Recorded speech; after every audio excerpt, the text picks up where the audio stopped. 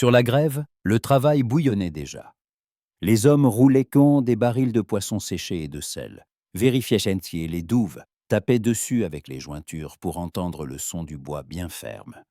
Les femmes s'envoyaient des mots par-dessus des paniers de toile et de courroies, rajustaient sur leurs épaules des mantelets de laine pour que le vent ne s'insinue pas sous le col. Les adolescents filaient entre l'appontement et les remises, attrapant tantôt une corde, tantôt un crochet de fer, tantôt des clous. Et chaque fois qu'ils passaient près de l'eau, ils regardaient malgré eux les dracars comme si, d'un instant à l'autre, ils pouvaient donc s'animer et marcher d'eux-mêmes vers la mer. Jorvi était assise tout au bout du quai, là où les planches étaient devenues grises et lisses sous tant de pas. Sur ses genoux reposait une voile roulée, une toile épaisse qui sentait la poix et le vent.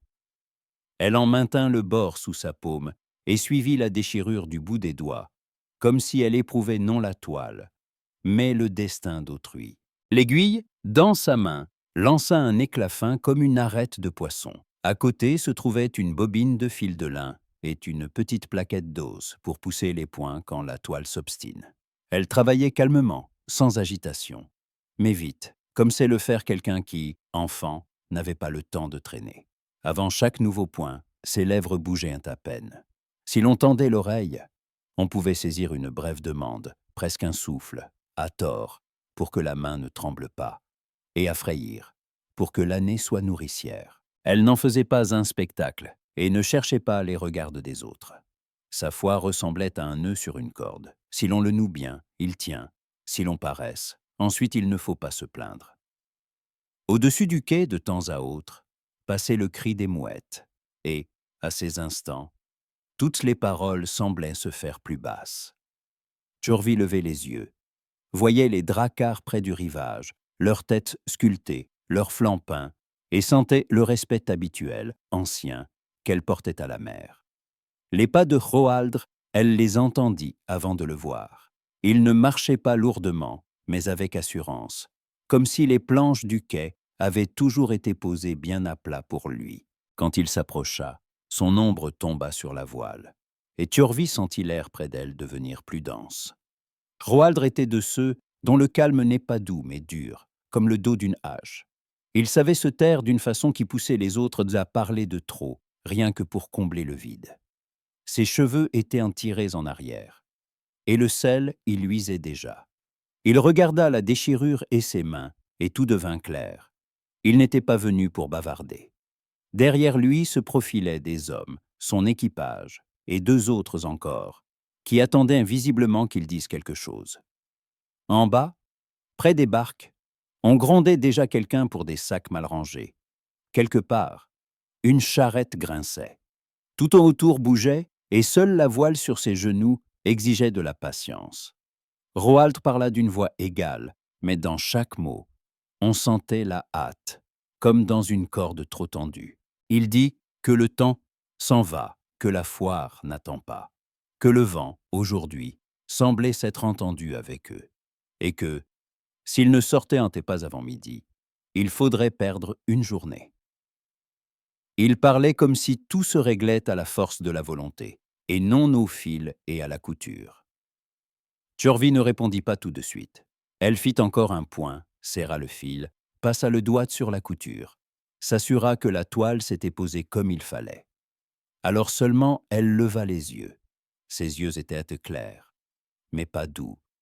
Elle dit calmement, presque sans reproche, simplement comme une vérité qu'on répète aux enfants, s'il veut que la mère le respecte, qu'il ne presse pas ceux qui répondent de la solidité de son drakkar. Les mots étaient simples, mais ils frappèrent Hroaldr à l'endroit le plus entêté. Il avait l'habitude qu'on l'écoute, parce qu'il connaît la mère et répond des hommes. Et voilà qu'on lui rappelait, il ne répond pas seulement de la route et de la marchandise, mais aussi de ce qui retient le vent. Il renifla, comme pour chasser l'agacement, et dit qu'elle traînait trop, que le travail n'avançait pas comme il devrait, et qu'il avait vu ailleurs des voiles réparées plus vite.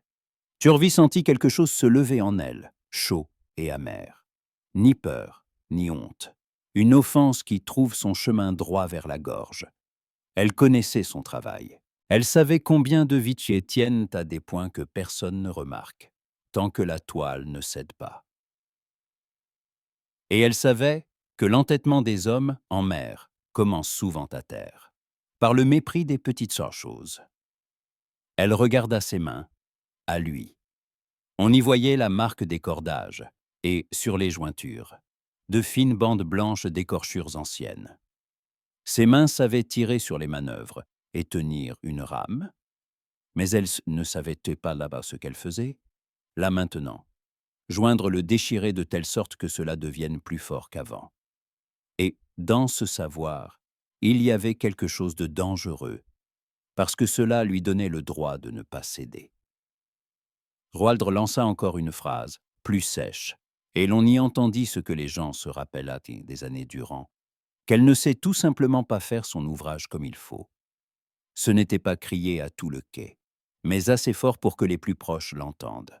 Son équipage se tut, quelqu'un fit semblant d'être absorbé par une corde.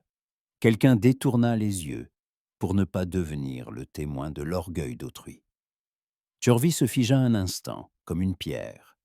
Puis, avec soin, elle planta l'aiguille dans la toile, comme dans la terre, pour ne pas la perdre, replia le bord de la voile et se leva.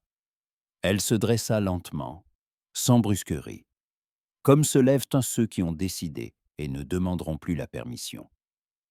Ses doigts et ses décas étaient pleins de poids et de fils, mais elle ne s'essuya pas les mains. Que la trace reste, pensa-t-elle, puisque les mois laissent une trace sans demander. Elle dit qu'elle ne coudra pas pour quelqu'un qui ne respecte ni le métier, ni ceux qui tiennent dans sa vie à un fil. Elle ne prendra pas d'argent. Qu'il aille chercher celui qui acceptera de réparer une voile sous le fouet de la patience d'un autre. Elle parla sans crier, mais fermement. Ce n'était ni vengeance ni caprice. C'était une limite. Roald Dreux s'immobilisa à un battement de cœur. Sur son visage, il n'y avait pas la colère habituelle d'un disputeux de marché. Plutôt de l'étonnement, comme s'il la voyait pour la première fois non comme la fille d'un artisan qu'on peut pousser d'un mot, mais comme quelqu'un qui tient sa place plus solidement qu'un pieu du quai. Il voulut répondre, il inspira déjà, puis il accrocha les regards de son équipage et se retint. L'orgueil réclamait le dernier mot, mais l'habitude de se tenir domina. Il lâcha seulement un bref, froid, comme tu veux. Et il se détourna. Turvy s'éloigna sur les planches, sentant sous ses pieds la vibration du quai sous les pas des autres. La mer bruissait tout près, et ce bruit lui parut soudain étranger. Dans sa poitrine, c'était vide et lourd, comme si elle n'avait pas seulement quitté un travail, mais quelque chose qui aurait pu devenir important, sans la rudesse d'un autre. Elle s'arrêta près des pierres du sanctuaire, sans s'approcher trop. Des pièces luisaient dans les fentes, des morceaux de tissu frémissaient au vent. Elle ne laissa pas d'offrande, non parce qu'elle avait oublié, mais parce qu'il y avait trop d'orgueil en elle à cet instant, pour demander au Dieu la paix. Roald se tenait près de son dracard et regardait la voile rester inachevée. Il voyait l'équipage attendre, il voyait les gens sur la grève chuchoter. Il voyait quelqu'un compter déjà sa journée comme perdue. Et, avec cela, il voyait son dos, droit, obstiné, et il comprenait que lui avoir dit ces mollesses-là était une faute. Mais l'admettre à voix haute, c'était céder. Or, il avait l'habitude de ne céder qu'à la mer. Quand le soleil monta plus haut, il devint évident que la traversée ne commencerait pas aujourd'hui. Le vent était bon, et, pour cela, la défaite se sentait plus aiguë. Roald remonta le quai comme s'il vérifiait tout à neuf, alors qu'il n'y avait rien à vérifier. Il s'arrêta à l'endroit où elle avait été assise et vit l'aiguille plantée dans la toile, comme une petite arme. Cette image, pour une raison obscure, resta dans sa mémoire plus fort que ses paroles. Le soir, dans les longues maisons, on parla plus fort qu'à l'ordinaire. Certains plaignaient Roaldre parce que le commerce en nourrit plus d'un. D'autres se réjouissaient en secret parce qu'on aime voir les forcer à trébucher. Turvy, le soir, était assise près du feu dans la maison de son père et tentait de repriser un autre cordage. Mais le fil accrochait sans cesse, alors qu'autrefois ses mains ne tremblaient pas. Cela la mettait en colère contre elle-même, plus encore que contre Roaldre. Elle se répétait qu'elle avait agi comme il fallait, qu'il ne faut pas laisser qu'on écrase ainsi. Et Roaldr sortit seul sur la grève, quand le crépuscule s'était déjà couché sur l'eau. Il s'approcha des pierres du sanctuaire, s'arrêta à distance, comme font ceux qui n'aiment pas montrer qu'eux aussi ont un cœur. Il ne sortit pas une pièce et ne la jeta pas dans une fente. Il resta seulement là, à écouter le fjord, et pensa que parfois, la mer coupe la route non par la tempête, mais par l'orgueil des hommes. Puis il se retourna et s'en alla, et la nuit, derrière lui, devint dense et muette, comme une promesse. Après cette journée manquée, le village ne s'endormit pas tout de suite. L'été en ces lieux était court et entêté, et les gens tâchaient de tout faire tant que la lumière tient au-dessus de l'eau. Mais même quand le soleil passa derrière les pentes et que le ciel s'assombrit, sur la grève on sentait encore la poix et le bois mouillé. Dans les longues maisons les foyers couvaient, et les voix tantôt s'éteignaient, tantôt repartaient, comme des braises. Les uns parlaient de la foire, d'autres maudissaient leur propre barque, d'autres chuchotaient sur les dieux et les présages. Dans de tels propos, la vérité devient vite semblable à la fumée. Jorvi était assise près du feu, dans la maison de son père, et Triette les agrait, cherchant à occuper ses mains pour ne pas penser. Sur le banc, près d'elle, gisaient des lanières de cuir étroites, des bouts de corde, des écheveaux de fil. Son père réparait un crochet de fer et se taisait, comme se taisent donc les artisans quand ils comprennent plus qu'ils ne veulent en dire. Sa mère, si elle se trouvait dans cette maison, se déplaçait sans bruit, sans poser de questions de trop, pour ne pas toucher ce qui fait encore mal. Tard dans la soirée, on frappa à la porte. Pas fort, mais de façon à faire comprendre qu'il s'agissait d'un homme qui ne demande pas l'aumône et ne cherche pas un toit pour la nuit. Le père se leva, ouvrit. Dans l'embrasure se tenait Roaldre. La nuit le faisait paraître plus grand et plus sévère que le jour. Sur ses épaules pendait un manteau, et, sur ce manteau, des gouttes luisaient, comme s'il avait longé l'eau.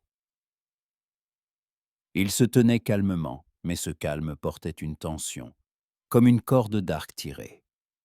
Il n'entra pas tout de suite, ne parla pas sur le seuil de manière à être entendu de tous. Il demanda à parler à Jorvi.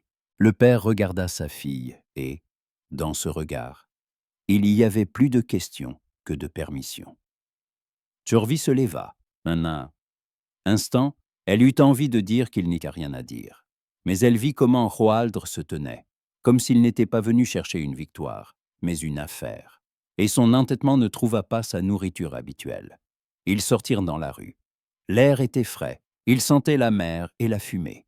Quelque part, tout près, un chien aboya, puis se tut. Roaldre parla d'une voix égale, sans excuse, mais comme s'il avait pesé chaque mot d'avance. Il dit mais qu'il lui faut partir pour la foire, que les jours passent, que ces hommes attendent, et qu'on ne peut pas confier la voile à ceux qui feront semblant de réparer, puis prendront l'argent et s'en iront. Il ne nomma personne, ne se plaignit pas, mais tout était clair. Il avait déjà tenté de s'arranger avec d'autres, et n'avait reçu en retour que des prétextes, et, quelque part, de la réjouissance mauvaise. Jorvi écoutait sans l'interrompre. Elle voulait demander pourquoi il venait à elle, après ces paroles. Mais elle connaissait la réponse, parce qu'il l'avait vu coudre, parce qu'il lui fallait non quelqu'un qu'on peut presser, mais quelqu'un à qui l'on peut confier le vent. Roaldre ajouta qu'il était prêt à payer honnêtement, et que, si elle acceptait, il faudrait travailler la nuit, quand le quai est vide et que personne ne gêne. Il le dit calmement, comme si le travail nocturne lui était aussi naturel que marcher sur un pont dans le brouillard. Et seulement ensuite, un peu plus bas, il prononça ce qu'on aurait pu appeler des regrets, s'il avait su parler avec douceur. Il dit que ces paroles-là étaient de trop. Il ne demanda pas pardon directement, mais reconnut qu'il avait trop tiré sur la corde. Jorvi se tut longtemps. Dans l'obscurité, on entendait, derrière eux, le feu qui crépitait dans la maison. Son orgueil exigeait un refus. Son métier exigeait un accord. Et, quelque part entre les deux, vivait une nécessité simple. La famille a toujours besoin d'argent, surtout quand l'été est court et l'hiver long. Mais ce n'était même pas là l'essentiel. L'essentiel, c'était qu'elle ne voulait pas que leur dernière rencontre reste telle que celle du jour, comme si, pour toujours, ils devaient se souvenir l'un de l'autre comme d'étrangers. Elle dit qu'elle acceptait, mais qu'elle travaillerait comme elle le juge juste, et que, s'il recommençait à la presser, elle partirait, même si la voile restait ouverte au milieu de la couture. Roaldre hocha la tête. Il accepta cela comme on accepte une condition devant la mer. Discuter ne sert à rien. La nuit, sur le quai, tout était différent. Turvis s'installa sur les planches, comme à son habitude, en glissant sous la voile une étoffe roulée, pour que la couture reste bien droite. Elle prit l'aiguille, vérifia le fil, et, avant le premier point, presque sans ouvrir la bouche, elle souffla à tort de garder ses mains sûres. Ce n'était pas une prière pour les yeux des autres. C'était comme une inspiration avant l'ouvrage. Roald remarqua le mouvement de ses lèvres, mais ne posa pas de questions. Il posa simplement à côté une pelote de corde neuve et un couteau pour couper le fil, puis s'assit un peu à l'écart, de façon à ne pas peser par sa présence. Il la regardait coudre, et pour la première fois, il s'autorisa à voir de la beauté non dans un dracard, ni dans une arme, ni dans l'argent, mais dans un métier simple. Ses doigts bougeaient avec assurance, l'aiguille entrait et ressortait, les points se posaient réguliers, la toile se resserrait comme si elle se rappelait elle-même ce qu'elle devait être. De la poix montait une odeur tiède, mêlée à l'air salé. Quelque part, dans le noir, un poisson fit clapoter l'eau. Loin, sur l'autre rive, dans une longue maison, quelqu'un chanta, et la chanson se dissout vite, comme une vapeur sur l'eau. Il se mit à parler de choses simples, comme pour éprouver s'il était possible de remettre entre eux une planche bien droite.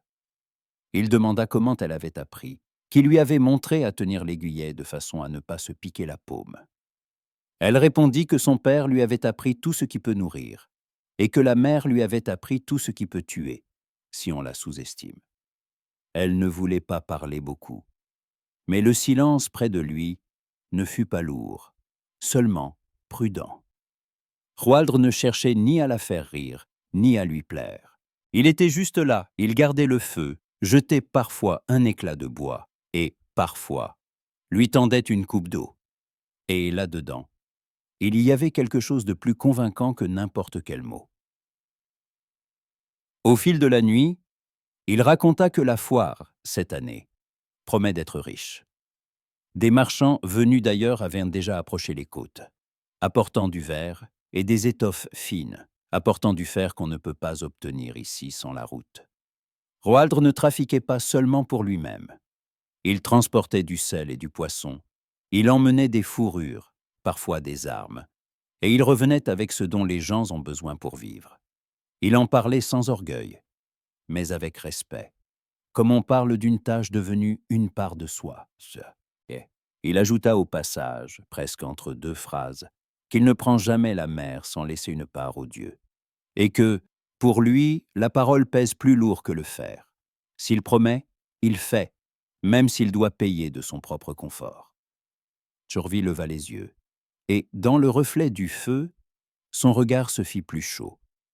Elle avait l'habitude d'entendre de grands discours sur les dieux, de la bouche de ceux qui mentent ensuite sans peine. Roaldre parlait bas, et, pour cela même, il devenait plus facile de le croire.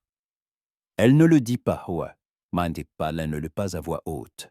Elle ralentit seulement un point, comme si elle écoutait non seulement ses mots, mais la façon dont il tient ses silences. La deuxième nuit, le travail continua. La troisième, Roaldre lui apporta la paye d'avance, sans marchander, et y ajouta un petit morceau de belle étoffe, de celle qu'on n'achète pas chez n'importe qui. Il le posa près d'elle sans expliquer, comme si cela allait de soi. Turvis voulut rendre, mais les mots ne trouvèrent pas la sortie. Son orgueil n'aimait pas les cadeaux, et pourtant son cœur accrocha une sensation étrange, fine, comme si quelqu'un d'invisible nouait un lien tandis que les gens pensent qu'ils ne font que réparer une voile. À l'approche de l'aube, quand le bord de la couture était déjà presque refermé, Roaldre dit ce qu'il gardait, visiblement, en lui depuis toutes ces nuits. Il le dit calmement, mais on entendait, dans ce calme, une décision. Il promit que si elle terminait l'ouvrage sans un seul fil faible, et s'il lui sortait en mer et revenait sans secousse, sans voile déchiré et sans malheur, alors il lui donnerait une part de son commerce chanceux. Pas comme une aumône, ni comme une paye pour des points, mais comme la reconnaissance de ce qu'elle apporte à sa route. Jorvi se figea un instant, l'aiguille arrêtée dans la toile. La promesse était trop grande pour être reçue à la légère, et trop honnête pour qu'on l'écarte d'un geste. Elle sentit la chaleur lui monter aux joues, et elle s'en voulut de cette faiblesse, parce qu'elle avait l'habitude de garder un visage égal. Elle voulut dire que ce n'est pas nécessaire, qu'elle ne prend de l'argent que pour le travail. Mais, dans son monde intérieur, où la foi est une affaire de gestes et non de paroles, un tel serment sonnait comme un pas sérieux. Roaldre ne jetait pas ses promesses au vent. Il ne voulait manifestement pas seulement l'impressionner. Il voulait attacher leur prochaine rencontre à ce qui, pour lui, est sacré, un retour heureux et une parole tenue. Tjorvi dit tout de même qu'elle y réfléchirait. Elle ne refusa pas, mais n'accepta pas sur le champ. Elle baissa les yeux sur la couture et fit encore quelques points pour cacher son trouble dans le travail. Roaldre se tut, ne la pressa pas. Il regardait seulement ses mains comme s'il les mémorisait, comme un marin mémorise une côte avant un long départ. Et c'est alors que, dans le noir, des pas rapides retentirent. Quelqu'un courait sur les planches du quai, comme si la poix brûlait sous ses pieds. La voix jaillit avant que l'homme n'approche, une nouvelle urgente, un malheur, une disparition. Roaldre se dressa d'un bond, le feu vacilla, les ombres sautèrent sur la voile. L'homme essoufflé s'arrêta, se plia en deux, les mains sur les genoux, puis se redressa et dit que lors d'une sortie, un garçon de l'équipage n'était pas rentré. Il prononça le nom du frère de Tjorvi, et ce nom sonna comme si une pierre l'avait frappé. Tjorvi ne comprit pas tout de suite le sens des mots. À l'intérieur, tout devint vide, comme si l'air avait été retiré d'elle. Elle voyait les lèvres du messager bouger, le feu trembler. Roaldre se tournait vers lui, et tout cela semblait lointain, comme un rêve. Puis le sens la rattrapa, et le monde pencha. Les mains, qui étaient sûres une seconde plus tôt, devinrent étrangères. L'aiguille glissa de ses doigts et tinta doucement contre le bord de fer de la coupe de braise. Roaldre ne posa pas de questions inutiles. Il en posa quelques-unes, précises, dans quelle barque il était sorti, qui était avec lui quand on avait remarqué l'absence, qu'il avait vu en dernier. Sa voix restait calme, mais ce calme contenait une inquiétude qu'il ne se permettait pas de laisser sortir. Il ne pensait déjà plus à la foire ni au négoce. Il pensait aux hommes et à la mer, qui prend sans respecter les règles du troc. Le messager dit que le garçon était parti sur une barque qui n'était pas la sienne, parce que la sienne n'était pas prête. Ces mots tombèrent lourdement, et il portait déjà la graine des chuchotements à venir. Tjorvi les reçut comme un coup, bien qu'il ne soit pas encore une accusation. Elle leva les yeux vers Roaldre. Elle voulait lire sur son visage la certitude que tout se retrouvera, que la mer rendra. Mais elle les vit autre chose, une ombre brève, dure, comme s'il comprenait combien cela sonne dangereusement pour lui et pour tout le village. Roaldre dit qu'il chercherait. Il dit qu'il rassemblerait des hommes, qu'il vérifierait le rivage, qu'il demanderait dans les hameaux voisins qui a pu voir la barque. Il parlait vite, sans agitation, comme quelqu'un qui sait agir quand la peur est là. Ensuite, il regarda Tjorvi, pas comme il la regardait ces nuits-là. Dans ce regard, il y avait à la fois de la compassion et du devoir, comme s'il voulait prendre une part de sa douleur, tout en sachant qu'il n'a pas le droit de promettre ce qu'il ignore. Tjorvi restait debout, sans trouver de mots. La gorge se serrait, une prière montait, mais elle n'arrivait pas à la dire à voix haute. Dans sa tête, Une seule étincelle courte, qu'il revienne.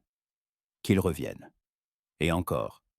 Que ce ne soit pas par ma faute, moi qui, à cette minute, pense à lui, à Roaldre, et à la facilité avec laquelle les gens feront d'un mot un couteau. Roaldre partit avec le messager, et leur pas se dissout vite dans la nuit. Le feu sur le quai continua de couvert, et la voile restait là, inachevée, comme si le destin lui-même avait coupé le point au milieu. Turvy se laissa tomber sur les planches et ramassa lentement l'aiguille. Ses doigts tremblaient, et cela lui fit plus peur que le vent. Elle comprit qu'à partir de cette minute, sa vie ne serait plus la même. La mère n'avait pas encore rendu sa réponse, mais le village, déjà, commençait à assembler ses paroles. Et ces paroles pouvaient noyer quelqu'un avant même que Loao ne le fasse. Le matin qui suivit la nouvelle nocturne n'apporta pas de soulagement, seulement une suite d'angoisse.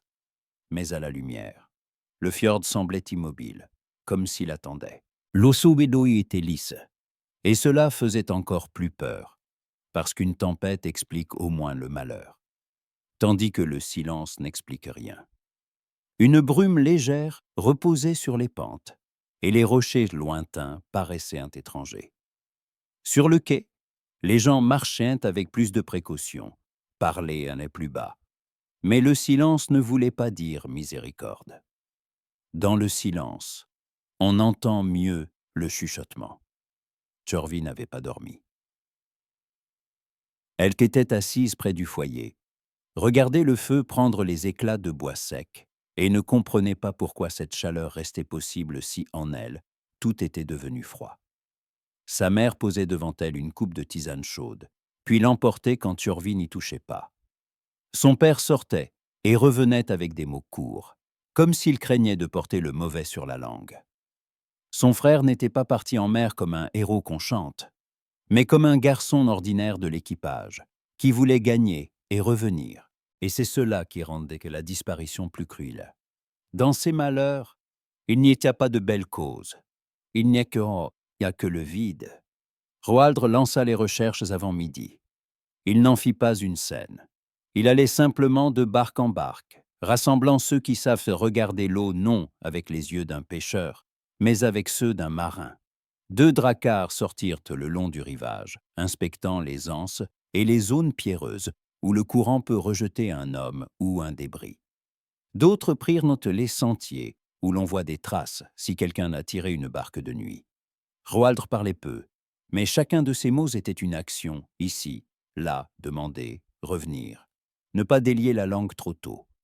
Et pourtant la langue se déliait seule, sans lui. Plus il agissait, plus certains se mirent à y voir non de la sollicitude, mais une façon d'étouffer l'affaire avant qu'elle ne devienne trop bruyante. Au puits, les femmes chuchotaient que Roaldre presse tout le monde, et que, de ce fait, les malheurs collent à sa route. À la forge, les hommes discutaient qu'il part trop souvent en long voyage, qu'il n'en a jamais assez, et qu'ainsi il pousse les gens à la mer, même quand une barque n'est pas prête.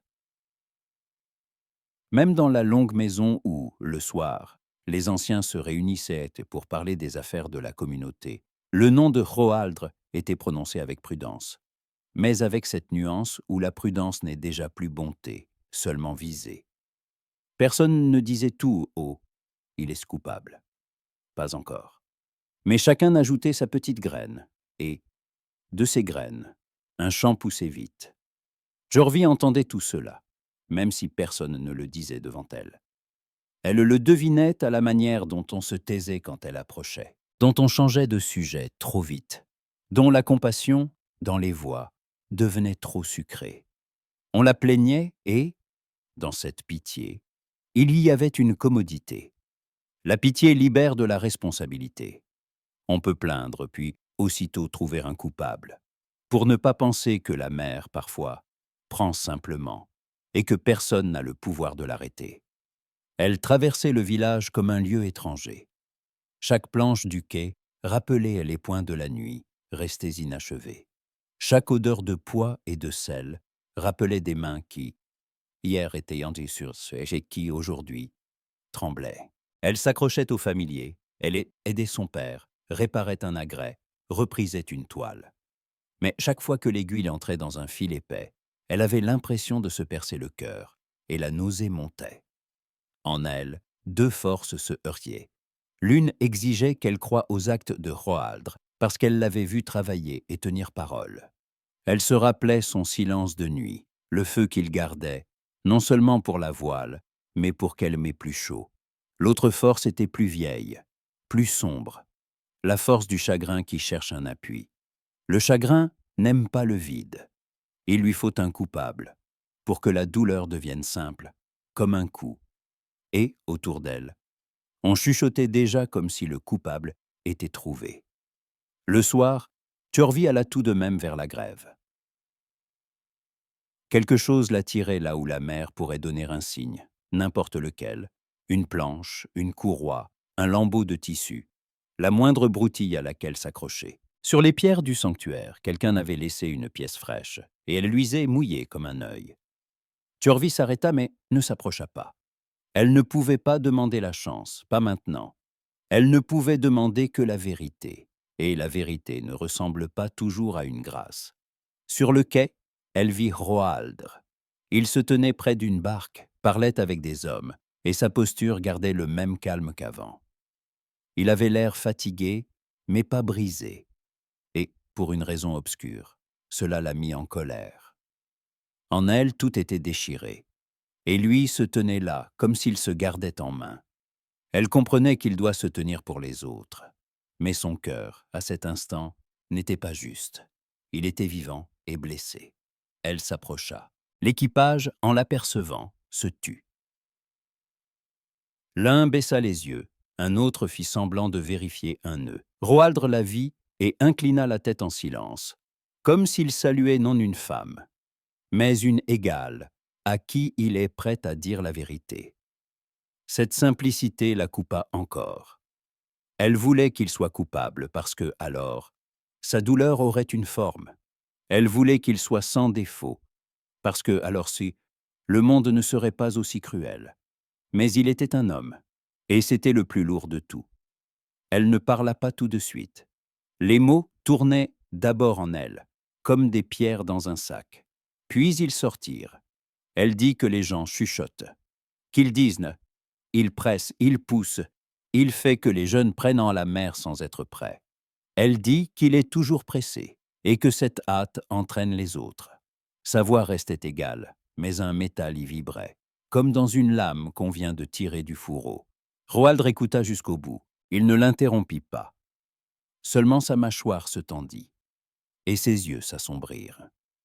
Quand elle eut fini, il inspira, comme pour répondre posément. Et il répondit d'abord posément. Il dit qu'il tient parole et qu'il protège les hommes, que, si une barque n'est pas prête, il ne la pousse pas en mer, qu'il ne forcera jamais quelqu'un à aller là où il n'est pas sûr de lui. Il parlait avec assurance, sans chercher à plaire. Ce n'était pas une défense pour lui-même, c'était la défense de sa manière de vivre. Jorvi voulut répliquer, puis elle entendit ses propres mots comme de l'extérieur et comprit qu'ils contenaient plus de rumeurs que de savoir. Et pourtant, elle ne s'arrêta pas. Le chagrin la poussait en avant, comme le vent pousse une barque vers les rochers. Elle dit que son frère ne serait pas monté sur une barque étrangère si on ne l'avait pas pressé, que quelqu'un avait fait en sorte qu'il se retrouve en mer sans sa barque, sans son équipage habituel, sans préparation. Elle ne dit pas « c'est toi ». Mais cela pendait entre eux comme une voile trempée. Roaldre pâlit. Son calme se fendit. Il la regarda comme si elle l'avait frappé, non d'un mot, mais de quelque chose de lourd. Et, pour la première fois, une dureté jaillit en lui, celle qu'il tient d'ordinaire sous verrou. Il dit qu'il n'est l'ennemi ni de son frère, ni d'elle, qu'il fait tout pour le retrouver, mais que, si elle a déjà décidé de le voir coupable, alors il ne mendiera pas l'affection devant un tribunal. Le mot tribunal sonna plus amer encore, parce qu'au village, le jugement ne se tient pas seulement au Thing. Le jugement se tient au puits, au foyer, sur le quai. Le jugement se tient dans les yeux des autres. Après ces paroles, une muraille sembla pousser entre eux. Pas une muraille bruyante, pas faite de cris, mais une muraille froide. Jorvi sentit ses doigts trembler et cacha ses mains dans les plis de sa cape. Elle voulait dire qu'elle ne parle pas d'affection, pas maintenant, qu'elle parle de son frère, de son sang. Mais elle comprit qu'elle avait déjà dit plus qu'elle ne voulait. Elle avait déjà laissé les rumeurs parler par sa bouche. Roaldre se détourna, pas théâtralement, pas de rage, mais comme un homme qui sinon dira trop et ne pourra plus reprendre. Ces hommes se turent. L'un regarda Turvie avec pitié, un autre avec condamnation, un autre avec une compréhension qui faisait encore plus mal. Parce que comprendre signifiait, c'est attendu, elle accusera. Lui se taira, et la vérité coulera. Turvie s'en alla. Elle suivit Lofo sans sentir ses jambes. Les cris des mouettes déchiraient l'air.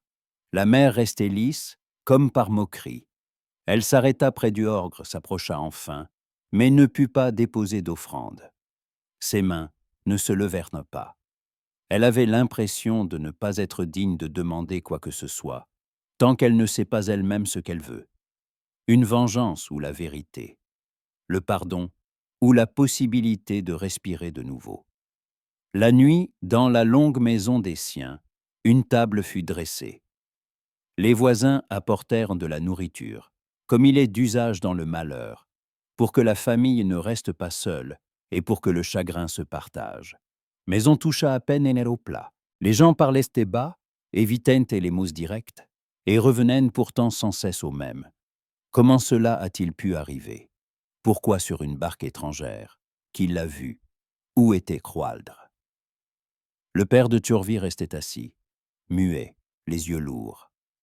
Il voulait croire à la justice, mais il comprenait, au village. La justice vient souvent après les rumeurs.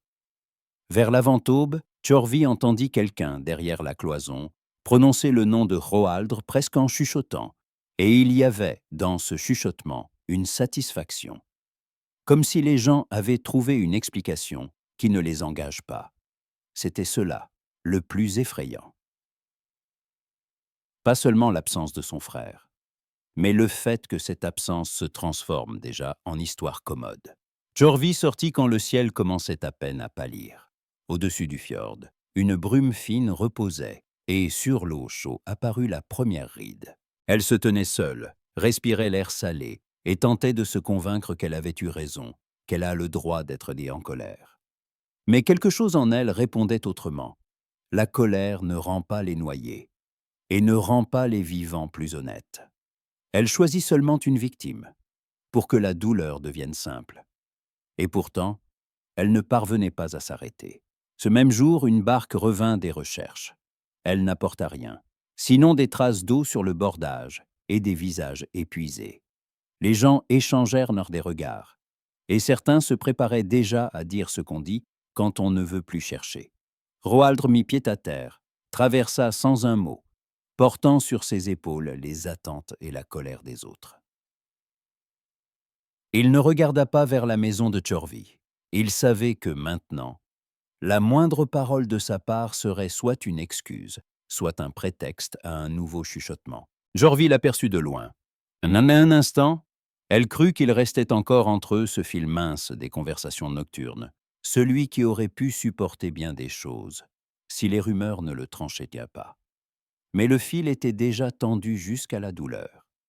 Et, tout près, dans l'air salé, un autre malheur mûrissait, encore inconnu, que la mer et le vent ne cachent d'ordinaire pas longtemps. Le vent ne vint pas d'un coup, il arriva comme à pas de loup, comme s'il vérifiait qui, au village, reste attentif et qui, lassé d'angoisse, ne regarde plus le ciel. D'abord, au-dessus du fjord, les bancs de lointaines s'assombrirent. Les mouettes se mirent à crier plus bas, plus méchamment qu'à l'ordinaire. Même les chiens, près des longues maisons, levèrent la tête, comme s'ils avaient entendu les pas d'un invité invisible. Puis l'air devint plus coupant, plus salé, et la mer souffla un froid qui n'est pas celui de l'été. Les planches du quai gémirent, les mâts se mirent à chanter, les cordages se tendirent comme des choses vivantes. À midi, le vent frappait déjà la grève de face, sans honte. Il poussait sur l'eau une petite écume blanche, arrachait les paroles aux lèvres, jetaient au visage du sable et des embruns. Sur le quai, l'un tentait d'arrimer une charge, l'autre tirait une barque plus haut, l'autre encore restait planté, sans savoir ce qu'il faut saisir en premier. Et alors arriva ce que toutes les bourgades de mer redoutèrent. Les planches tremblèrent, une attache céda, et une partie du quai s'enfonça dans un craquement, comme une dent qu'on finit par arracher.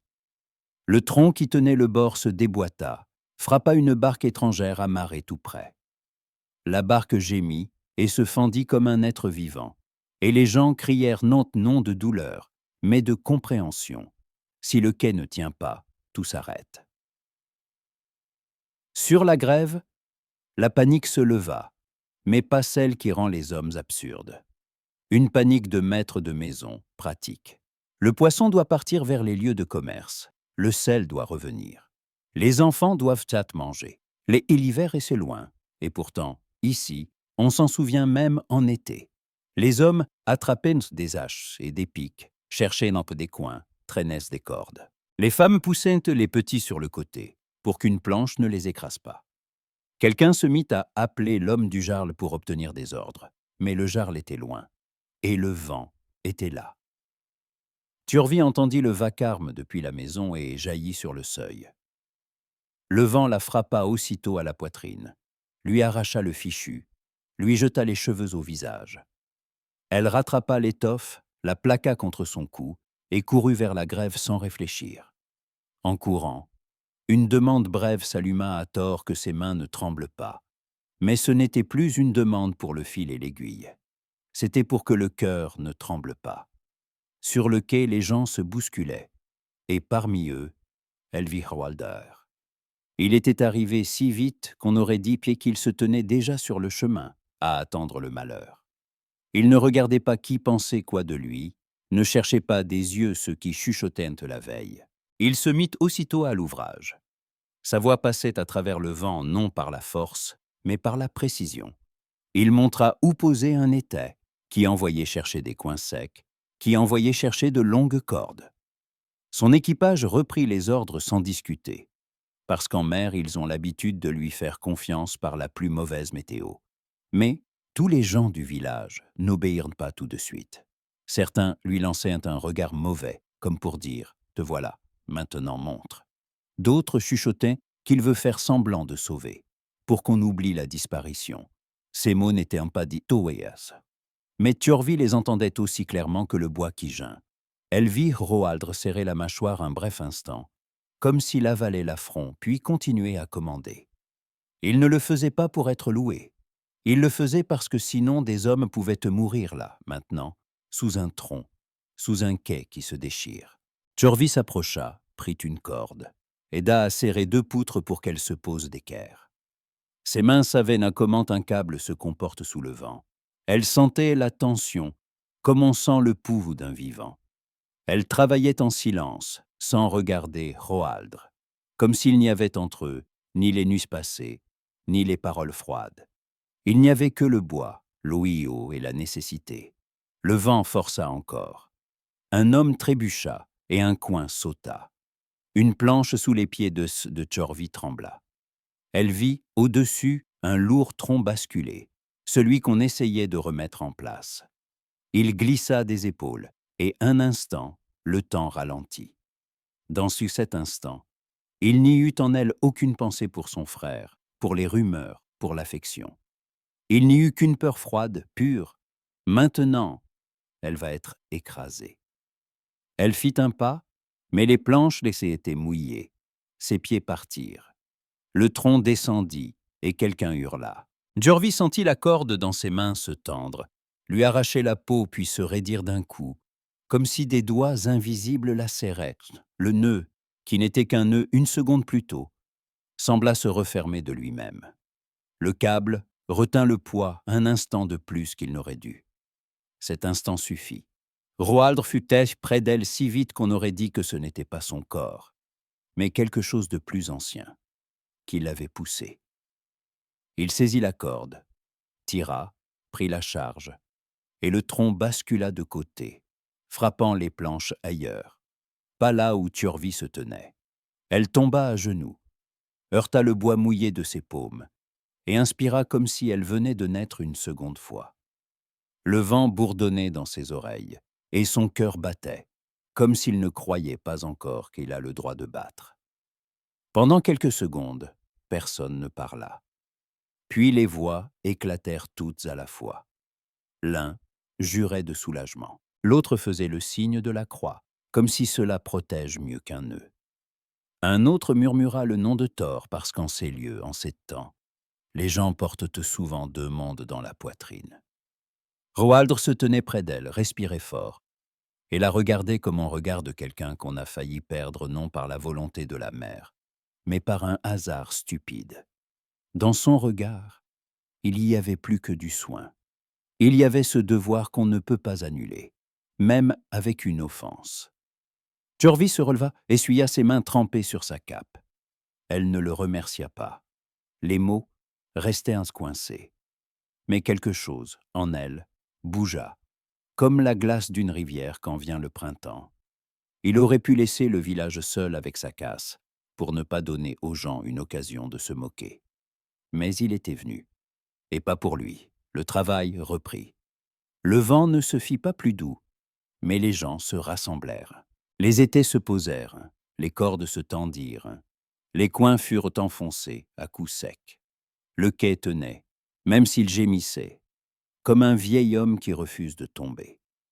Quand la partie la plus dangereuse fut renforcée, Roaldr renvoya les gens chez eux pour qu'ils prennent des manteaux chauds et rapportent encore des cordes. Il parlait calmement, et ce calme retenait le village de se disloquer. Alors un garçon s'approcha de la grève, trempé, les yeux ronds de peur. Il dit qu'en contrebas, près des rochers, là où le courant rejette d'ordinaire des troncs morts, on a vu quelque chose de sombre dans les... Il ne dit pas quoi. Il ne pouvait pas. Mais son visage parlait pour lui. Turvi sentit tout se contracter en elle. Ses jambes devinrent molles.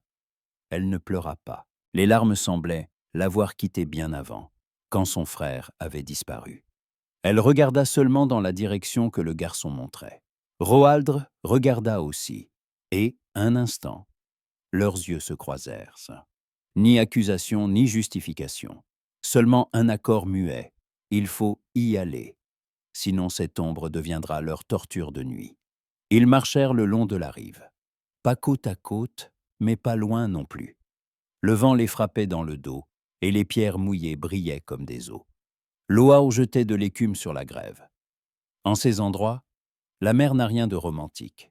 Elle ressemble à un travail immense qui ne finit jamais. Près des rochers, c'était calme, comme si le vent s'y était soudain lassé. Le courant avait bien apporté quelque chose de sombre. D'abord, cela ressemblait à un tas de chiffons trempés. Puis ce fut clair, un corps. Jorvi s'arrêta net comme contre un mur. Dans sa poitrine monta un son qui ressemblait à une inspiration, mais sans air. Elle voulut avancer et n'y parvint pas. Roaldr s'approcha, sans la toucher, comme s'il craignait de rompre le dernier fil qui tient un être debout. C'était le corps de son frère. Le visage était livide, les cheveux collés aux tempes, les vêtements lourds d'Iso. Jorvi ne se jeta pas sur lui en criant. Elle fit un pas, puis un autre, s'agenouilla sur les pierres mouillées et posa sa main sur la sienne. La main était froide. Ce froid n'était plus celui de la mer. Il était définitif. Roaldr se tenait près d'elle, et son silence pesait plus que n'importe quelle parole. Il savait que ce n'était pas l'heure de dire qui est coupable et qui ne l'est pas. Mais il vit ce que verrait toute artisane, habituée à distinguer une déchirure d'une entaille. Sur les vêtements, il y avait des marques qui ne ressemblaient pas à un simple coup de vague contre la pierre. Et, au cou, sous le col trempé, on devinait une tache sombre, trop régulière pour être un hasard. Jorvi vit aussi. Ses doigts tressaillirent. Elle ne souleva pas l'étoffe, ne regarda pas plus longtemps que nécessaire. Un seul regard lui suffit pour comprendre, la mer ne l'a pas pris comme une proie. Des hommes l'ont donné à la mer. Cette pensée frappa plus fort que la perte. Une perte peut être cruelle, mais elle est sans visage. Ici, quelqu'un, tout près, a fait un choix. Cela voulait dire qu'au village, ou parmi ceux qui vont à la foire, il y a un meurtrier. Et ce meurtrier, peut-être, avait écouté les chuchotements d'hier et s'était réjoui que la faute tombe sur un nom commode. Turvy leva la tête vers le ciel. Les mots sortirent d'eux-mêmes, bas, comme si elle ne les prononçait pas, mais les laissait s'échapper de sa poitrine en vapeur. Merci. Pas à Roaldre, pas aux gens, au ciel. Merci parce qu'elle est vivante. Merci parce que la vérité, maintenant, ne coulera pas avec le corps, puisque le corse porte la marque d'une main humaine. Roaldre inspira et dit lui aussi, doucement, en regardant non vers elle, mais au-delà de l'Otio, merci. Sa voix était rauque, comme après une longue nage à la rame. Dans ce mot, il n'y avait pas de soulagement, seulement la reconnaissance d'une dette. Désormais, il ne devait plus seulement retrouver un disparu, il devait nommer le coupable. Turvy se releva lentement. Ses genoux la brûlaient contre la pierre, mais elle ne semblait plus sentir la douleur. Elle regarda Roaldre. Dans son regard, il n'y avait plus l'accusation d'avant, seulement la fatigue et une clarté neuve, lourde. Elle eut envie de dire « Pardonne ». Elle eut envie de dire « J'ai eu tort ». Mais son frère gisait là, et près de lui, des mots de pardon paraissaient trop légers. Elle se contenta d'un signe de tête à peine visible, comme pour dire « Je vois ». Roald répondit d'un signe de tête, ni triomphant, ni fier, comme un homme qui comprend que leur querelle était petite face à ceux qui venaient de se lever. Ils ne se rapprochèrent pas. Trop de choses dites et tues se dressaient encore entre eux. Mais, pour la première fois depuis des jours, ils se regardèrent comme si quelque chose les liait, non seulement la douleur, mais le devoir. Sur le chemin du retour, le vent reprit de la force, et ils durent se protéger, le visage des embruns. Sur le quai, on les avait déjà remarqués. Les gens les accueillirent dans un silence qui contenait tout à la fois la peur, la curiosité, la honte. Turvy marcha droit, sans répondre au regard. Roaldre suivait un peu derrière, pour qu'on ne dise pas qu'il la conduisait. Il comprenait maintenant, elle doit avancer par elle-même. Quand ils ramenèrent le corps au village, le feu de la longue maison fut attisé, comme si l'on voulait réchauffer ce qui ne se réchauffera plus. Les femmes murmurèrent des temps des prières. Quelqu'un fit le signe de la croix. Quelqu'un se rappela les vieux mots du chemin vers Hel. D'autres se turent non seulement. Et, au-dessus de tout cela, comme au-dessus de la fumée, flottait une pensée neuve et terrible, qui n'était pas encore dite tout haut, mais qui habitait déjà chacun. Si des hommes ont fait cela, alors personne n'est en sécurité. Tard le soir, Turvy alla seul au Ogre. Le vent était tombé comme épuisé et laissait une humidité silencieuse. Elle apporta un petit bout de corde, celui-là même qui, le matin, lui avait entaillé la paume, et le glissa dans une fente entre les pierres. Pas comme preuve de prodige, mais comme aveu, aujourd'hui. Ce n'est ni un mot ni l'orgueil qui l'ont sauvé, mais un nœud qui a tenu la vie au bord. Et comme aveu aussi qu'elle avait été aveuglée par le chagrin. Roaldre vint plus tard, à part. Il tenait une pièce et un petit crochet de fer, usé et simple, comme ses serments. Il posa l'offrande à côté, sans toucher la corde de Turvy, comme par respect pour sa douleur. Il ne regarda pas autour de lui, ne chercha pas de témoin. Il resta seulement immobile, et, dans cette immobilité, il y avait une décision. Ils se virent près des pierres. Ils ne s'approchèrent pas, tout de suite. Turvy parla la première, d'une voix basse, sans colère, mais avec une vérité qui brise plus sûrement que le vent. Elle dit que son frère ne reviendra pas, mais qu'elle ne veut pas perdre Roaldre aussi, à cause d'une rage qui cherche un coupable. Elle le dit comme si elle était enfin fatiguée de porter une pierre en elle. Roaldre ne répondit pas d'emblée. Il regarda ses mains, les coupures des cordes, la poix sous les ongles. Puis il dit qu'il ne veut pas avoir raison, si, à cause de sa raison, elle reste seule. Qu'il veut être près d'elle et l'aider à continuer de vivre, si elle le permet. Il ne promit pas une route facile. Il offrit son épaule. La nuit autour d'eux était paisible, et le fjord respirait régulièrement, comme si rien ne s'était passé. Mais tous deux le savaient. Un autre temps commençait. Un temps où il faudrait chercher non seulement du réconfort, mais l'homme qui a frappé puis s'est caché. Et cet homme, très probablement, a déjà compris que la mer n'a pas su effacer sa trace. Après le feu funèbre, le village sembla s'affaisser, comme la terre après la pluie. On continua de vivre, parce qu'il le faut, mais une prudence resta dans chaque geste. Le sel dans les greniers restait du sel, le poisson continuait de sentir le poisson, et pourtant tout semblait plus lourd, comme si l'on avait ajouté une charge invisible aux choses ordinaires. Le soir, les portes des longues maisons se fermaient plus tôt. On accueillait les étrangers plus froidement, et même le rire, quand il éclatait quelque part, s'interrompait vite, comme s'il avait honte de lui-même. Tjorvi ne se cacha pas. Elle aida sa mère, parla à son père, accepta la nourriture apportée et rendit les écuelles vides. Mais une dureté nouvelle s'installa en elle. Elle ne laissa plus le chuchotement la mener. Le chagrin vivait toujours à côté, comme une ombre. Mais, désormais, il ne gouvernait plus ses mains. Elle pouvait coudre à nouveau, et cela comptait. Le métier ne guérit pas, mais il empêche de couler. Roaldre, lui non plus, ne disparut pas. Il traversait le village avec la même démarche égale qu'avant. Seulement son regard était plus attentif. Il parla avec ceux qui avaient été en sortie, et avec ceux qui avaient bien vu le frère de Tjorvi le dernier jour sur la grève. Il interrogeait sans menace, mais de telle sorte que l'autre comprenait. Impossible de balayer cela d'un revers. Il ne cherchait pas du sang pour le sang, il cherchait la vérité, parce que sans vérité, toute navigation devient une meute, où le fort peut noyer le faible et s'en aller, couvert par la vague. Avec eux allait Hakan, le jeune frère de Roaldre. Plus jeune, vif des jambes et des yeux, il portait encore ce courage qui ressemble parfois à de l'insouciance. Mais maintenant, il se tenait sérieux, comme s'il comprenait pour la première fois que la vie ne se décide pas toujours à la hache. Il savait écouter.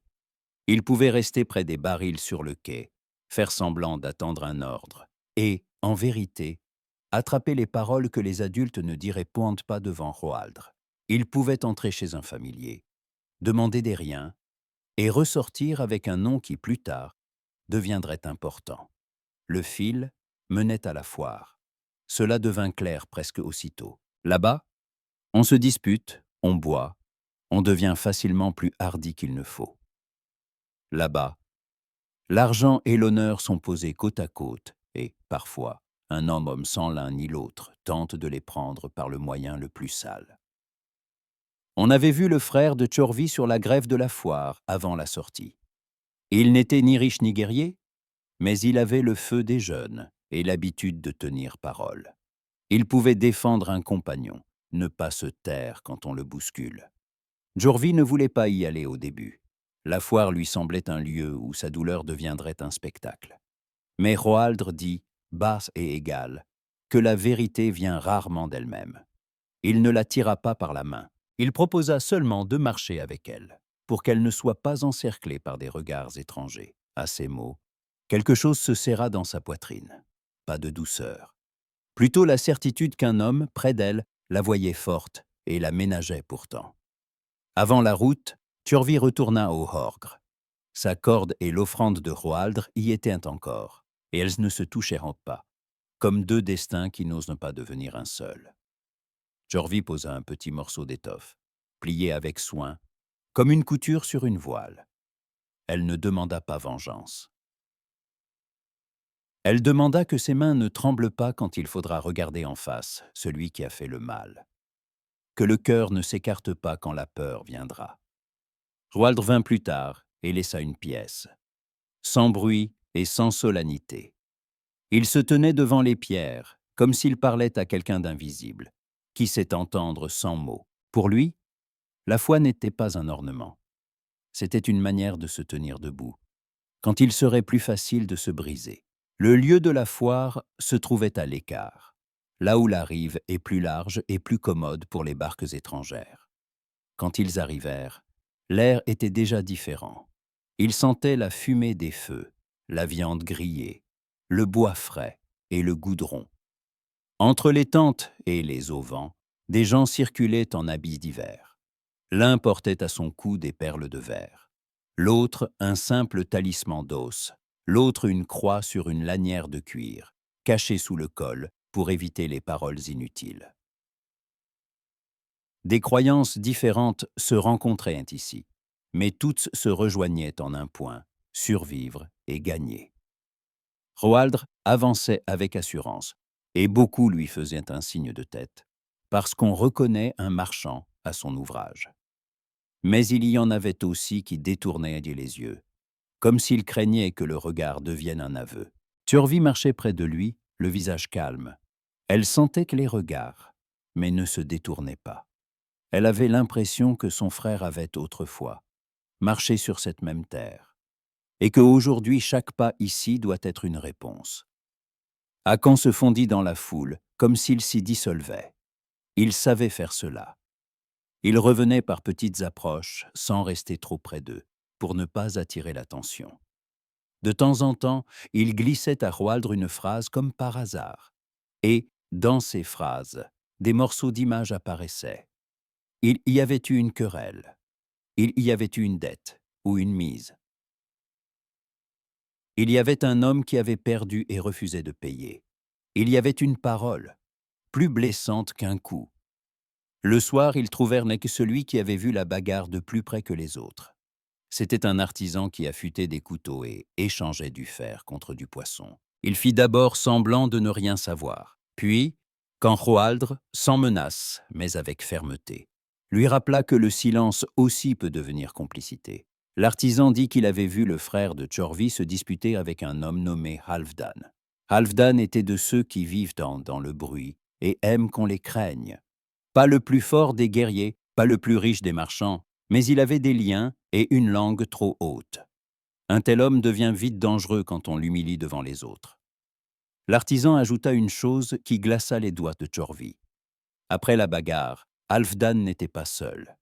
Il y avait 2 hommes avec lui, et l'un portait une gaffe de bateau, comme s'il allait réparer un quai et non effacer des traces. Cela sonnait comme un signe de ce qui s'était passé ensuite, et la voix de l'artisan trembla. Il dit qu'il n'avait pas vu la fin, il était parti, il ne voulait pas d'ennui.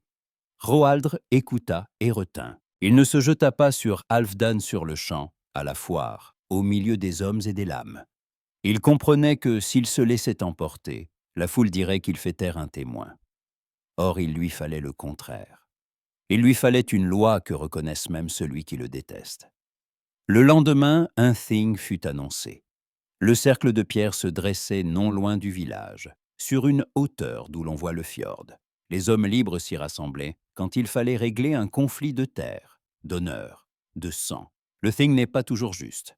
Mais c'est le seul lieu où le chuchotement doit devenir parole, et la parole devenir responsabilité. Dès le matin, les gens affluèrent vers les pierres. Certains vinrent dans leurs plus beaux manteaux, d'autres en tenue de travail, parce qu'ils ne pouvaient pas lâcher leurs tâches. Les hommes portaient des couteaux à la ceinture, mais personne ne les tirait. Les femmes se tenaient en groupe à part, près du bord, et leurs regards étaient aussi tranchants que ceux des hommes. Un peu à l'écart restaient des esclaves, tâchant de se faire oublier. Et pourtant, ils entendaient tout, et plus tard, répétaient dans d'autres maisons, parce que les paroles des libres atteignent toujours les coins les plus bas. Tjorvi se tenait près de son père.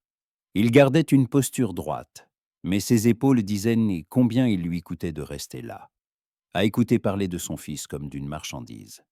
Roaldre se tenait un peu en avant, sans se cacher. Hakon était près de lui, et une colère lui brûlait le visage, colère qu'il retenait difficilement. Il aurait voulu régler cela plus simplement, comme les jeunes le font, mais Roaldre le maintenait en place d'un seul regard. Quand on amena Halfdan, un bruit passa dans la foule.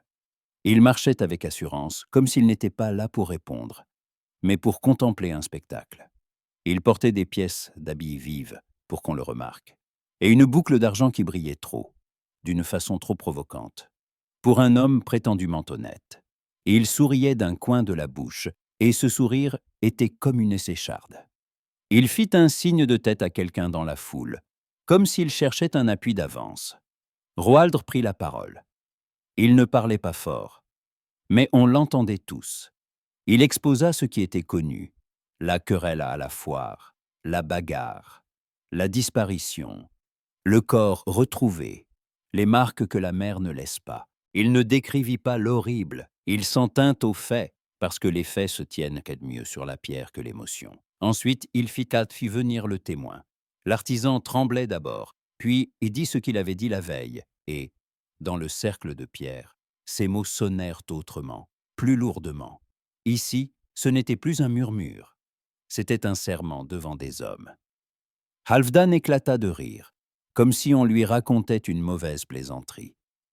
Il dit que l'artisan ment parce qu'il a peur de Roaldre, parce que Roaldre est un marin riche et peut acheter n'importe quelle langue. Il dit que le frère de Tjorvi avait le sang chaud et qu'il s'était jeté lui-même dans la bagarre, et que si quelqu'un s'est noyé, c'est l'affaire de la mer. Il parlait avec assurance, et plusieurs, dans la foule, hochèrent d'un étier la tête, comme s'il venait de trouver une pensée commode. Une pensée commode court toujours plus vite que la vérité. Alors Tjorvi fit un pas en avant. Son cœur battait dur, mais sa voix sortit égale. Elle dit que, sur son frère, il y avait la marque d'une main humaine. Elle ne cria pas, ne demanda pas la pitié. Elle le prononça, simplement. Et, dans le silence qui suivit, l'air sembla s'épaissir. Elle ajouta que si quelqu'un veut nommer Roaldre coupable, qu'il le dise ici devant les pierres, en regardant dans les yeux, pas au puits, qu'il en jure. Parce qu'un serment n'est pas un chuchotement. Un serment demande le paiement. Paiement si l'on ment. Ces mots frappèrent la foule plus fort qu'une injure. Les gens échangèrent des regards. Jurer un mensonge devant tous, peu s'y risquent. Même ceux qui détestent Roaldre ne sont pas toujours prêts à payer leur haine de leur propre destin. Le Thing se fit muet, et dans ce mutisme, Halfdan cessa soudain de paraître si sûr de lui. Roaldre continua. Il sortit un objet trouvé dans les plis trempés des vêtements du frère de Tjorvi. Un objet que la mer ne peut expliquer. C'était une petite chose, mais reconnaissable. Tjorvi comprit aussitôt. Un lambeau d'étoffe avec une couture particulière, celle qu'elle fait uniquement dans ses ouvrages quand elle renforce un bord. Une telle couture ne naît pas seule. Elle apparaît quand on déchire ou quand on accroche brutalement. Et ce lambeau n'était pas un cadeau de la mer. C'était un reste de lutte. Le visage de Halfdan changea. Il tenta de parler vite, de se jeter dans d'autres mots, de redevenir du bruit. Mais le Thing aime quand un homme commence à s'embrouiller. Parce que l'embarras est une faiblesse, et au Thing, la faiblesse a l'odeur du mensonge. Les anciens posèrent des questions.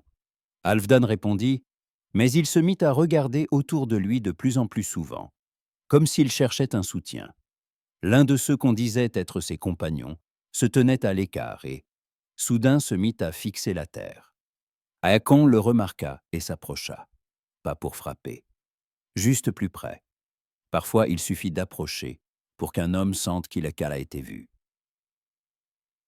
Le verdict n'était pas encore prononcé, mais l'air avait déjà changé. La foule n'était plus un seul bloc. Elle se fendait entre ceux qui veulent la vérité et ceux qui veulent en le commode. Halfdan comprit que le commode s'éloigne, et, dans ses yeux, passa ce que Tjorvi n'oublierait jamais. Non le repentir, mais le calcul. Ce regard est celui d'un homme qui choisit déjà la route de la fuite, alors même qu'il se tient encore dans le cercle de la loi. Le Thing annonça qu'une décision viendrait, et que, d'ici là, Halfdan resterait sous garde. On devait le conduire à la maison de l'homme du Jarl pour qu'il ne parte pas de nuit. Les gens bourdonnèrent, certains disputaient, d'autres se réjouissaient, d'autres chuchotaient que Roaldre a tout manigancé. Mais ces chuchotements sonnaient déjà plus faibles, comme s'ils avaient perdu leur seul. Tjorvi restait debout et sentait que ses doigts, enfin, cessaient de trembler. Elle regarda Roaldre. Il ne souriait pas. Il était grave et fatigué, parce qu'il savait que la vérité s'arrête rarement aux mots. Il s'approcha d'un pas et lui dit bas, pour elle seule, que aujourd'hui elle avait été plus forte que le vent. Turvy ne répondit pas tout de suite. Une chaleur monta en elle, douloureuse et vivante. Elle dit que la force n'est pas de ne rien sentir, mais de ne pas laisser la douleur te rendre aveugle. Ils sortirent du cercle de pierres ensemble, sans se tenir la main, mais sans s'éloigner.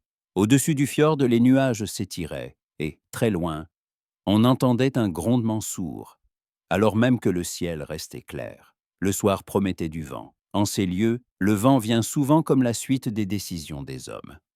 Roaldr s'arrêta au bord du champ, se retourna vers les pierres et vers les gens. Il vit Halfdan qu'on emmenait, et il vit celui-ci se retourner un instant, comme pour mémoriser des visages. Ce regard aussi était une promesse. Seulement une promesse sombre. Roaldr comprit que la nuit ne serait pas tranquille. Un homme qui perd la terre sous ses pieds tombe, ou bien cherche à frapper une dernière fois. Hakon s'approcha et dit bas que l'un des compagnons de Halfdan avait déjà disparu de la grève de la foire, et que cela n'avait rien d'un hasard. Turvy sentit un froid toucher de nouveau sa poitrine, comme si la mer rappelait qu'elle est là. Si l'un disparaît, les autres peuvent en tenter de partir aussi. Et s'ils partent, la vérité redeviendra un chuchotement. Roald regarda la bande sombre de l'eau en contrebas et dit qu'il faudrait garder les yeux ouverts sur cette nuit. Pas pour la vengeance, pour que le mal ne s'échappe pas sous le masque du vent et de la vague. Turvy hocha la tête. Le Thing leur avait donné le droit à la vérité, mais la vérité, maintenant, il fallait encore la tenir, comme on tient une barque au rivage quand la marée monte. La nuit qui suivit le Thing n'était pas vraiment noire. L'été gardait de la clarté au bord même du ciel, et, même quand le soleil passait derrière les pentes, il restait au-dessus du fjord une bande pâle, comme une lame qu'on n'a pas remise au fourreau. Cette lumière rendait l'angoisse plus forte. Dans l'obscurité, on se cache, dans la demi-lueur, on voit bouger les ombres, et chaque ombre semble avoir une intention. On conduisit Halfdan à la maison de l'homme du Jarl, et on le mit sous verrou, comme il est d'usage chez ceux qui respectent la loi, au moins par crainte. 2 hommes furent placés à la porte, qu'on faisait relever à tour de rôle, pour que personne ne s'assoupisse. Mais la crainte ne tient pas toujours. Là où il y a de l'argent, il y a une faiblesse.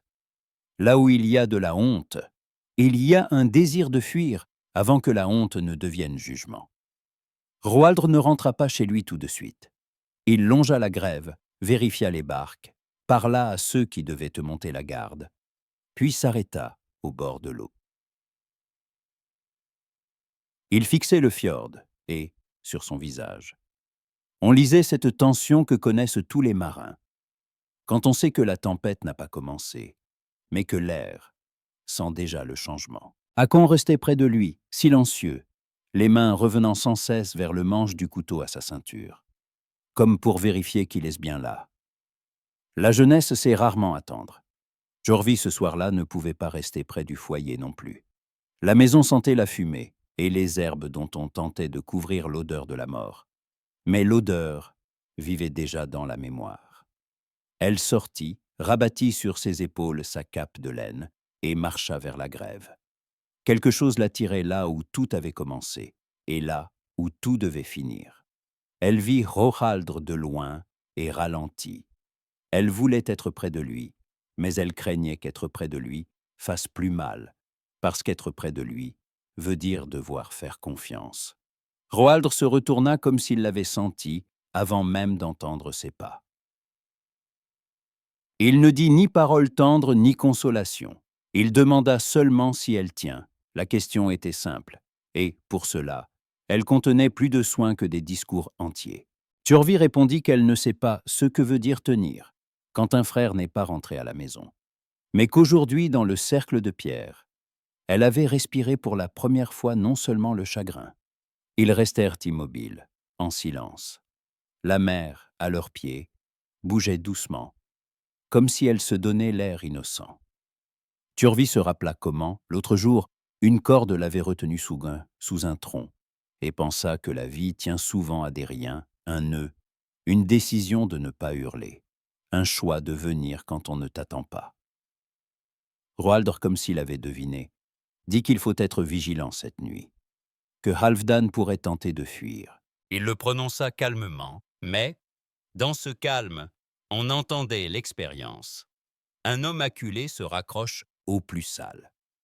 Plus tard, quand les gens commencèrent à rentrer chez eux et que la grève se fit plus silencieuse, l'un des gardes s'approcha de Roaldr et chuchota que le second garde avait demandé qu'on le remplace juste 1 minute.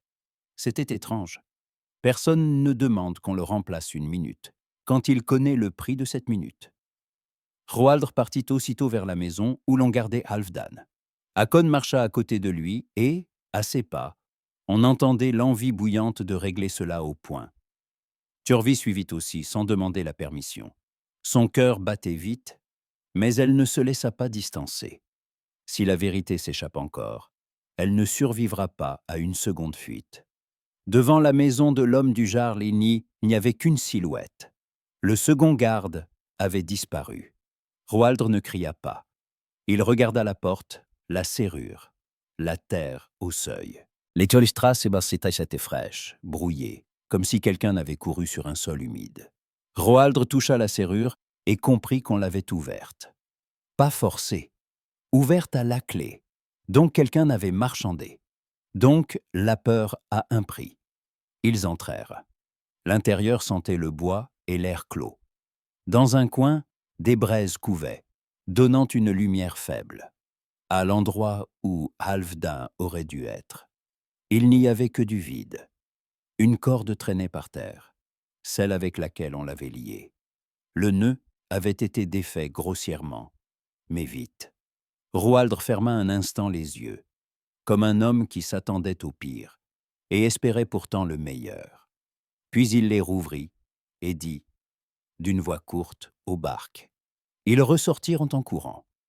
Sur la grève, le vent se leva encore, comme s'il avait surpris les intentions des hommes et se réjouissait de la fuite. L'Eio s'assombrit, des bandes dures s'y dessinèrent.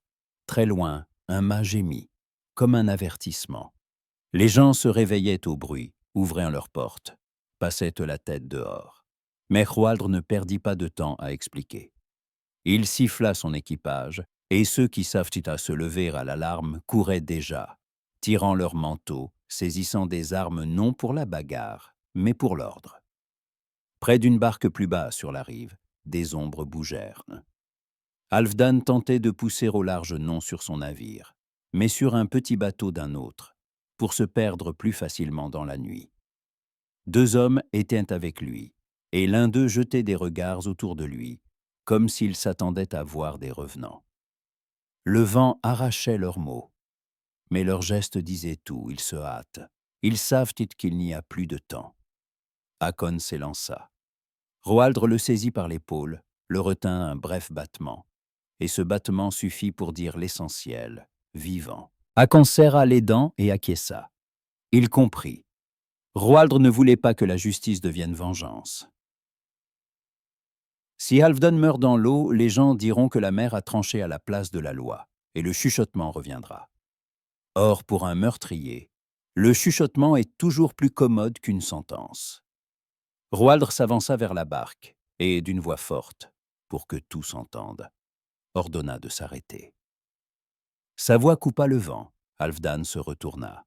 À cet instant, il n'avait plus l'air hardi, il avait l'air traqué. Il comprit qu'on le voyait. Il jura, saisit une rame pour pousser au large. L'un de ses compagnons lança un regard vers la grève et, soudain, partit de côté, comme un rat cherchant une fente. On l'attrapa presque aussitôt. La barque bougea tout de même, mais pas loin. Le vent la poussait de flanc vers les rochers. La mer qu'il avait voulu prendre pour allié montra les dents. Une vague frappa le bordage, la barque roula, et Halfdan perdit l'équilibre. À cet instant, Roaldr et les siens étaient déjà là.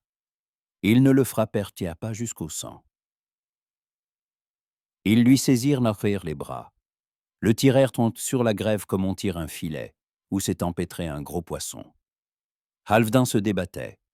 cherchait à s'arracher, criait qu'on l'a piégé, que Roaldr a acheté tout le monde, qu'il n'est pas coupable. Mais ce cri sonnait creux. Il n'y avait pas de vérité dedans, seulement la peur. Tjorvi se tenait un peu à l'écart, les jambes tremblantes. Elle regardait Halfdan et sentait une chose étrange, aucune envie de le frapper. Elle voulait qu'il dise seulement pourquoi. Pourquoi il avait choisi cela. Pourquoi il s'était dit qu'une vie étrangère est une petite pièce qu'on peut jeter à la mer et oublier. Elle comprenait que la réponse serait vile et simple, une dette, une honte, le refus de payer. Mais même la simplicité ne rendait rien plus léger. Roaldr ordonna qu'on le lie de nouveau, plus serré cette fois, et que les nœuds soient faits par des mains qui savent tenir un câble.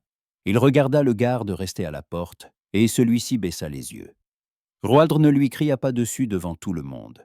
Il dit seulement que le Thing en entendra parler aussi. Dans ces mots, il y avait plus de châtiment que dans un coup. Un coup s'oublie. La honte, elle, vit longtemps. À l'aube, on ramena Halfdan dans le cercle de pierre. Les gens se rassemblèrent plus vite que la veille. Dans un village, la nouvelle court plus vite que le vent. À présent, le chuchotement ne pouvait plus se déguiser en vérité. Tout le monde avait vu la fuite. Une fuite est-ce rare chez les innocents. Au Thing, Halfdan n'était plus aussi sûr de lui. Son visage était gris, ses yeux bougeaient sans repos. L'un de ses compagnons, pris de peur, se mit à parler. Il ne parla pas joliment, il s'en mêlait, il se reprenait. Mais l'essentiel était là, la bagarre, le coup, trop fort, puis la peur, et la décision de se débarrasser du corps pour ne pas payer le prix du sang. Il dit que Halfdan avait ordonné, parce que Halfdan ordonne toujours quand il sent la faiblesse. Roaldr écoutait sans se réjouir. Il confirmait un détail quand il le fallait, puis se taisait quand le silence pesait plus lourd. Tjorvi se tenait près de son père. Son père posa une main sur son épaule, et ce geste fut silencieux comme une prière. Quand l'aveu fut dit, une douleur passa sur le visage du père. Une douleur que la vérité ne diminue pas, mais à laquelle elle donne une forme. La douleur n'était plus un brouillard.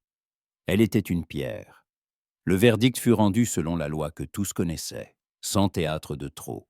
Halfdan fut privé de la protection de la communauté et contraint de payer le prix du sang au clan, si le clan acceptait la compensation, et, sinon, il l'attendait l'exil et la vie hors la loi.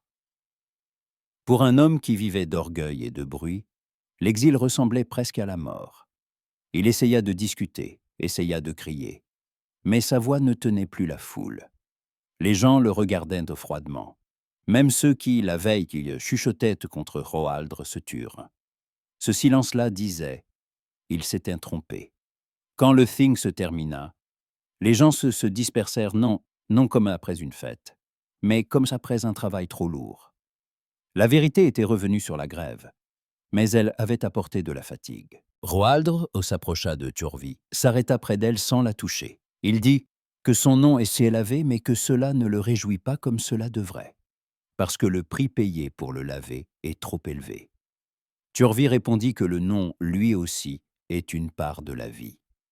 Si le nom de Roaldr était resté souillé, son frère serait mort une seconde fois, parce que sa mort serait devenue une histoire commode pour des langues étrangères.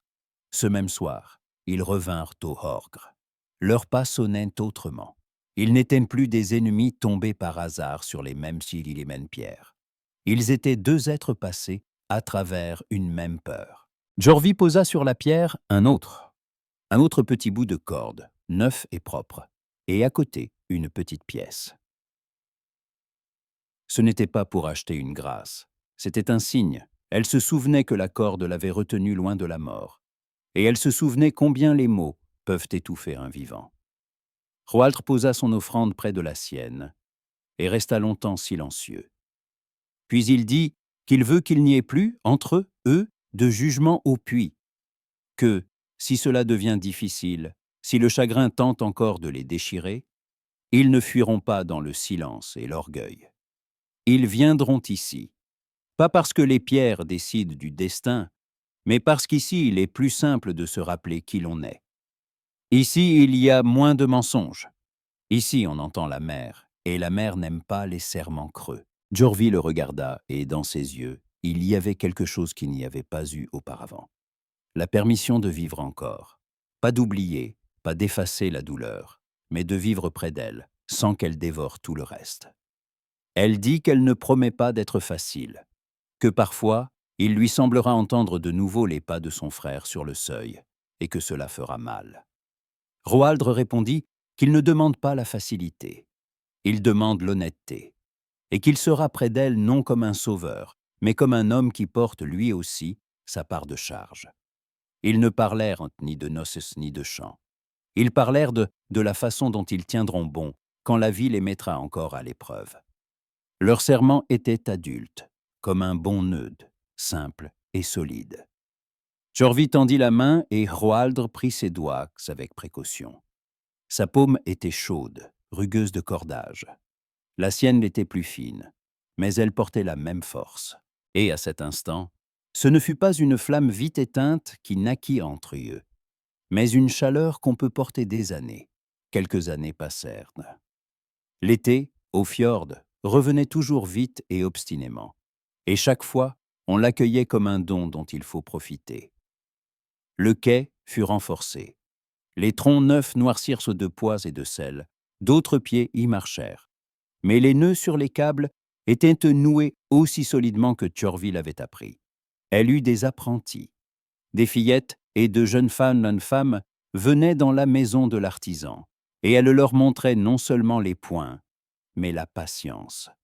Elle leur apprenait à regarder une étoffe comme si une vie s'y cachait, parce que c'était vrai. Roaldre partit moins souvent en longues traversées, mais avec plus de certitude. Il ne perdit pas le respect de la mer, et la mer, semblait-il, lui répondait de la même façon.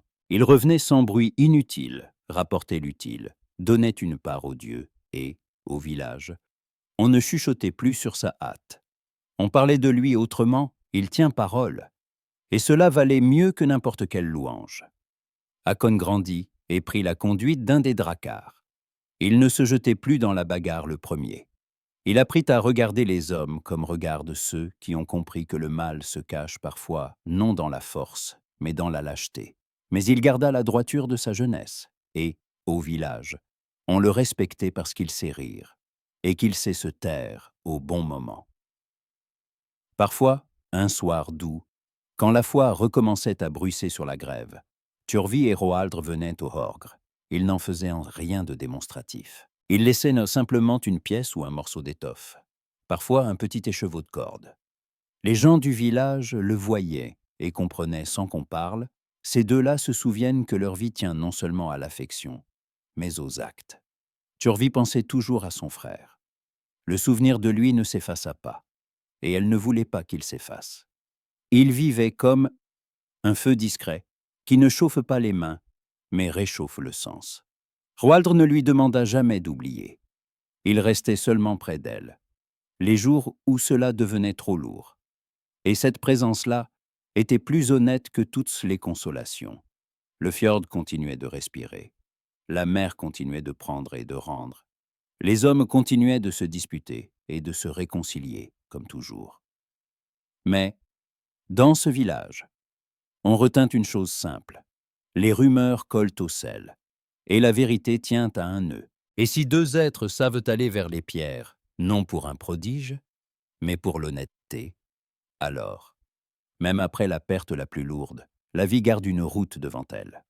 La mer apprend aux hommes non seulement le courage, mais l'ordre. Elle n'écoute pas les excuses, ne croit pas les grands mots, ne fait pas de remise à cause du chagrin. Mais le plus dangereux n'est ni la tempête, ni la vague froide. Le plus dangereux commence à terre, quand la douleur cherche un coupable, parce que cela rend la respiration plus facile. Les rumeurs collent au sel comme le sel colle à une paume mouillée. Il suffit d'un contact, et il devient difficile de se laver. Le malheur d'un autre devient vite une histoire commode, et une histoire commode devient facilement une sentence sans jugement. Dans ces instants, un homme peut perdre non seulement un proche, mais sa propre droiture. Cette saga se souvient d'autre chose. L'honneur ne vit pas dans le cri, il pousse dans l'acte. La loyauté n'est pas de ne jamais se tromper, mais d'avoir la force d'admettre l'erreur et de revenir. Turvi apprend à ne pas laisser le chagrin la mener par la main. Et Roaldre apprend à ne pas se cacher derrière sa raison quand la douleur est celle-là. Leur foi aussi n'est pas faite de beaux dons, ni de discours pour la foule. Elle est un nœud serré, une parole qui tient l'épreuve, un ouvrage fait comme il faut, même quand personne ne remercie. Et si les dieux dans cette histoire touchent parfois les hommes, ce n'est pas pour annuler le malheur, mais pour leur donner une chance de ne pas devenir pire que le malheur. L'affection, ici, ne promet pas un bonheur sans fin, elle promet un travail. Et c'est là sa force. Parce qu'un sentiment adulte ne tient pas à la facilité, mais au choix. Chaque fois que la colère pousse à se séparer, s'arrêter d'abord, se rappeler ce qui compte, et faire un pas non loin l'un de l'autre, mais vers la vérité. Ainsi l'homme se garde lui-même. Ainsi la communauté garde la loi. Ainsi même la perte, la plus lourde, ne devient pas un poison qui ronge lentement tout ce qui reste.